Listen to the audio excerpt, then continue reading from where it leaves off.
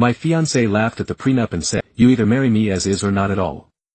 I calmly replied, "Okay," then I called the blander and cancelled everything. She found out when she showed up for the final dress fitting and no one was there. Hey, viewers, real quick. Only 8% of you watching are subscribed and the channel's kind of stuck right now. If you enjoy these stories, hitting that subscribe button would really help us keep going. Thanks. I'm 38M, David, sitting in my home office while my ex-fiancé melts down via voicemail. This happened 5 days ago and I'm still processing how fast everything unraveled.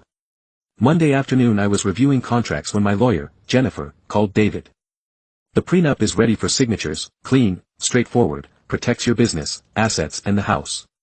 Everything we discussed background, Rebecca, 31F, and I have been engaged for 8 months together. For 2 years she moved into my house last year after her lease ended, seemed natural at the time. I own a construction company, built it from nothing over 12 years, worth about $2.3 million, plus my house and investments.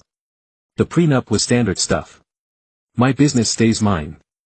The house I bought before we met stays mine. Her assets stay hers. If we divorce, she gets reasonable support based on marriage length, but no claim to what I built before her.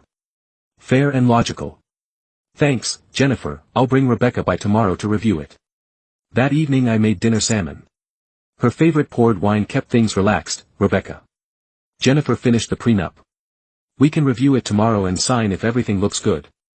She looked up from her phone, eyebrows, raised. Prenup, I thought we talked about this. I don't want one. We discussed it briefly when we got engaged, but I never said we'd skip it. My business and assets need protection. It's just smart planning. Her expression shifted, not surprised, annoyed. David. I'm not signing anything that says I get nothing if we divorce. That's not what it says. It protects what we each brought to the marriage and provides fair support if things don't work out. I don't care what it says. I'm not signing it. Red flag number 1. But I stayed calm. Rebecca, this isn't negotiable. I won't marry without asset protection. She laughed, actually laughed. Asset protection for me, that's insulting. It's business, not personal. Everything about marriage is personal. David. She stood up, hands on her hips. Here's the deal, you either marry me as is or not at all. No prenup, no contracts, no lawyers, just us. The ultimatum hung in the air. 2 years together and she was showing me exactly who she was. Okay, I said. She smiled, thinking she'd won. Good, I need to see reason. No, Rebecca, okay, as in. Not at all. Her smile vanished. What you gave me 2 choices. I'm choosing. Not at all. David, don't be ridiculous. You're not calling off our wedding over a stupid contract. I'm not calling it off over a contract. I'm calling it off because you just showed me you think marriage means claiming half of everything I worked for before I even met you. That's not. That's exactly what it is. You won't sign a document that protects what's mine, which means you believe what's mine becomes yours. That's not partnership, Rebecca, that's opportunism. She stared at me for a long moment. You're serious, completely fine, sleep on it, you'll change your mind. She went upstairs. I heard the bedroom door slam. I didn't sleep on it. I called Jennifer immediately. Jennifer, it's David. Cancel the prenup drafting, cancel everything, the engagement's off. David, are you sure people get emotional about prenups? Maybe give her time to Jennifer. She laughed at it and gave me an ultimatum, marry her as is or not at all. I'm choosing, not at all. Understood. I'll note. The file is closed. Next, call the wedding planner, Sandra. Sandra, this is David Mitchell. I need to cancel the wedding. Oh, my goodness, David, is everything okay? The wedding's in 6 weeks, everything's fine, the engagement's off. Please cancel all, vendors, arrangements, everything. Send me the cancellation breakdown, David. This will be expensive. You'll lose some deposits and there will be cancellation fees, probably around $28,000 total. I understand. Cancel everything. What about Rebecca? Shouldn't she be involved in these decisions? Rebecca made her decision, I'm making mine. I spent the next 2 hours calling vendors, photographer, band, florist, caterer. The venue was the biggest hit, $15,000 gone. Catering was $8,000. The rest added up fast. Tuesday morning Rebecca came downstairs acting like nothing happened. Morning, babe, coffee's ready. I was at the kitchen table with my laptop working through vendor confirmations. Rebecca, we need to talk.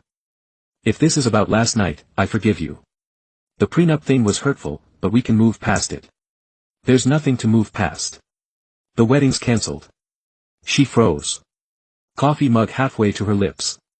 What do you mean? Cancelled. I mean I spent last night calling every vendor and cancelling everything, the venue, catering, flowers, music, photography, all of it. You can't cancel our wedding without discussing it with me. You gave me an ultimatum. I accepted it. I didn't mean cancel the wedding, I meant drop the prenup. That wasn't the ultimatum you gave me.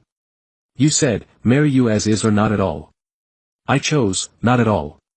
Her face went red. This is insane. You're throwing away our relationship over money. I'm protecting myself from someone who thinks she's entitled to half of everything I built before I met her. That's what marriage means, David, sharing everything. No, Rebecca, marriage means building a life together. It doesn't mean you get to claim what I spent 12 years building before you existed in my life.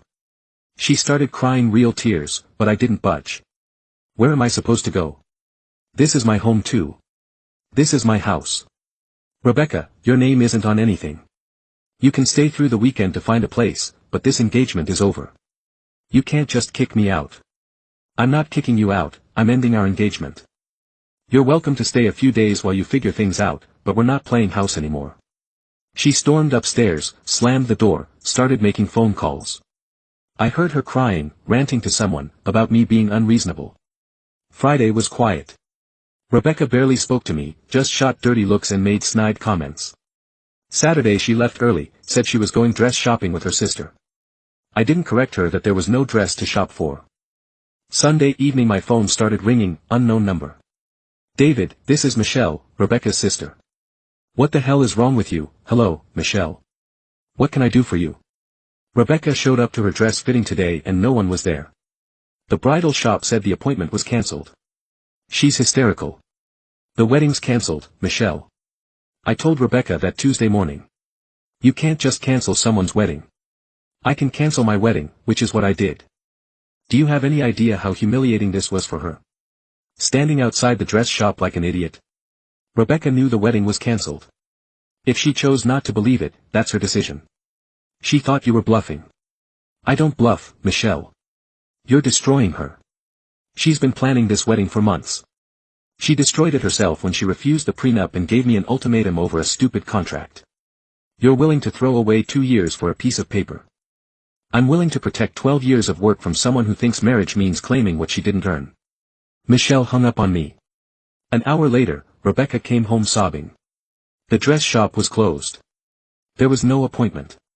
I looked like a complete fool. I told you the wedding was cancelled. Rebecca, I thought you were being dramatic. I thought you'd come to your senses. I did come to my senses. That's why we're not getting married. Update 1, 2 weeks later. The last 2 weeks have been a parade of flying monkeys and guilt trips. Thanks for the comments and support. Good to know I'm not crazy for protecting my assets. Rebecca moved out the following Tuesday. Her parents came with a U-Haul and the whole family treated me like I was the villain. Her dad actually tried to intimidate me. David, you're making a huge mistake. Rebecca's a good woman. I'm sure she is, Mr. Thompson, just not the right woman for me. You're throwing away something special over money. I'm protecting something I built over 12 years from someone who thinks she deserves half of it for showing up. Her mom was crying, begging me to reconsider. She loves you, David. She's just scared about the future, Mrs. Thompson. Scared people don't laugh at reasonable requests and issue ultimatums. They communicate and find solutions. Rebecca herself tried one last manipulation attempt while packing. David, I'll sign the prenup, let's just postpone the wedding a few months. And no, Rebecca, why not? I'm agreeing to what you wanted because you only want to sign it now that you've lost everything. Your first instinct was to demand half of my life's work. That tells me who you really are. People make mistakes. I was emotional. People don't laugh at their partner's concerns. Entitled people do. She left in tears. I felt bad for about 5 minutes. Then remembered her laughing at the prenup, the financial damage, $28,000 in cancellation fees and lost deposits, expensive lesson, but cheaper than a divorce would have been. The social damage, lost some mutual friends who think I'm heartless, kept the ones who understand that protecting your assets isn't selfish. The following Wednesday my business partner, Mike, called David, heard about the wedding. You okay? Better than okay. Mike dodged a massive bullet. Rebecca seemed nice, though Rebecca was nice when everything went her way. The prenup showed me what happens when it doesn't. $28,000 is a lot of money. To prove a point, $28,000 is nothing compared to losing half my business in a divorce. Thursday, Rebecca's best friend, Sarah, called me David. Rebecca is devastated. She's staying with her parents crying constantly.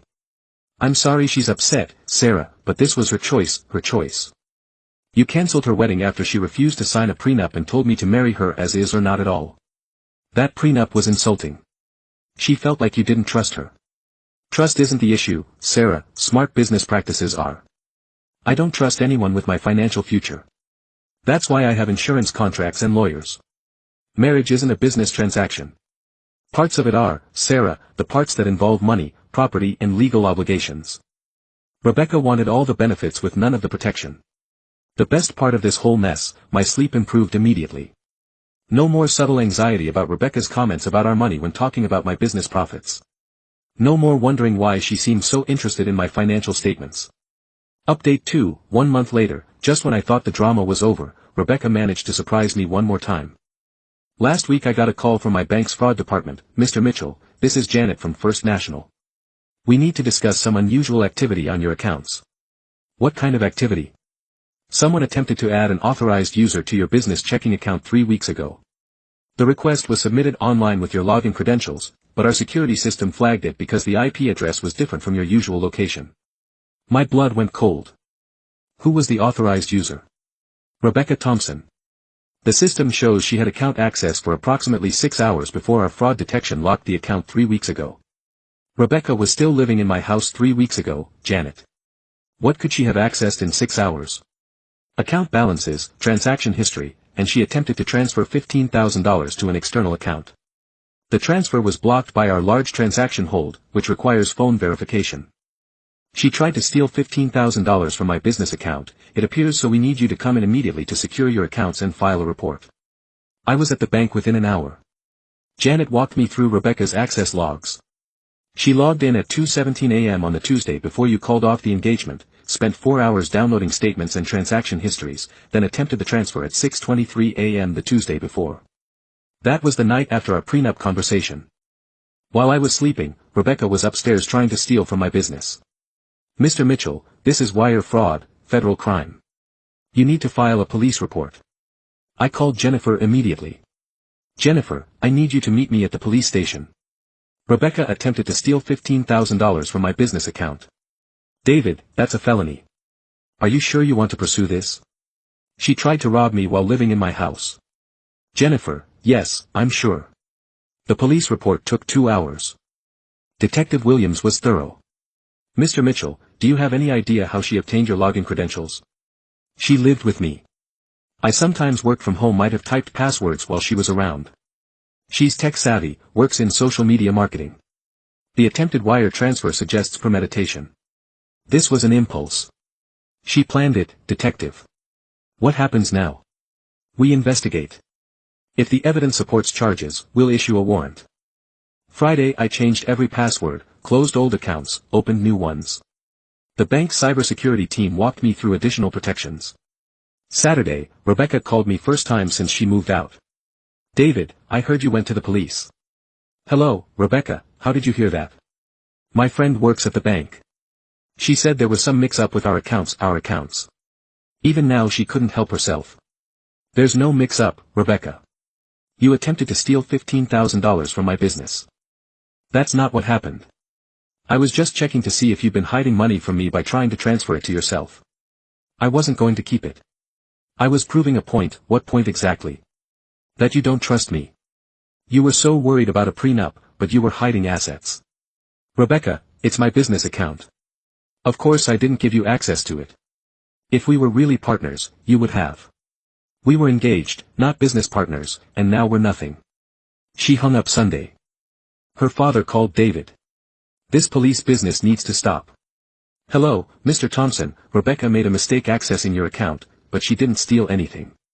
She attempted to steal $15,000. The only reason she didn't succeed is because the bank stopped her. She was emotional upset about the wedding. You can't ruin her life over this, Mr. Thompson. She tried to commit wire fraud. That's a federal felony. David. She's young. She made an error in judgment. Accessing someone's bank account and attempting to transfer money isn't an error in judgment, it's a crime. Monday brought a call from Detective Williams. Mr. Mitchell, we've completed our initial investigation. The evidence is clear: unauthorized access, attempted wire transfer, premeditation. We're issuing a warrant for Ms. Thompson's arrest. What's the charge? Wire fraud, computer intrusion, and attempted theft. She's looking at federal charges. Final update, 3 months later. Rebecca was arrested last month at her parents' house. The whole thing made the local news because her dad tried to prevent the arrest and ended up in handcuffs himself. The legal proceedings have been straightforward. Rebecca's lawyer tried to argue she was confused about account ownership due to the stress of the broken engagement, but the evidence was overwhelming. The bank security logs showed she specifically searched for large balances, transaction patterns, and attempted the transfer to an account she'd opened specifically to receive the funds. Hard to claim confusion when you open a receiving account first. Rebecca pled guilty to avoid trial, got 2 years probation, restitution to the bank for their investigation costs, and a felony conviction that'll follow her forever. Her parents tried to blame me right up until sentencing. Mrs. Thompson called me the day before Rebecca's sentencing hearing. David, please ask the judge for leniency. Rebecca's learned her lesson.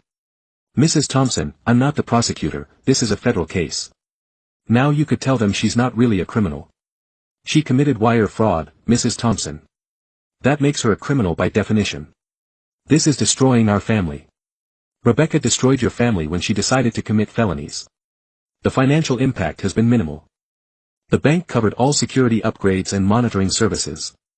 I'm out the $28,000 in wedding cancellation fees, but considering what Rebecca really had planned, it was the bargain of a lifetime. The social fallout was interesting. Most people who heard the full story, the prenup refusal, the ultimatum, the attempted theft, completely understood my position. The few who still think I was too harsh probably weren't people I wanted in my life. Anyway. I've been dating again, casual, no rush. The prenup conversation happens early now, usually by the 3rd date. Amazing how quickly that filters out the wrong people. My business partner Mike put it perfectly: David, you didn't just dodge a bullet, you dodged a guided missile with your name on it. The best part, I sleep like a baby now. No more wondering if Rebecca really loved me or just loved my assets. No more ignoring red flags because I thought love conquered all. Love doesn't conquer federal wire fraud charges. The prenup wasn't about not trusting Rebecca. It was about protecting what I'd built. Her response showed me she believed marriage meant instant access to everything I owned. The attempted theft confirmed she was willing to take it even without marriage. So to any guy reading this who's considering skipping the prenup because your fiance thinks it's unromantic, remember Rebecca. Remember that the woman who truly loves you will want to protect your assets as much as you do, because your security becomes her security. The woman who refuses and then tries to steal from you, she was never planning to stay. She was planning to take what she could and run. Rebecca laughed at my prenup and gave me an ultimatum. I called her bluff and discovered she was already planning to rob me. Best okay I ever said.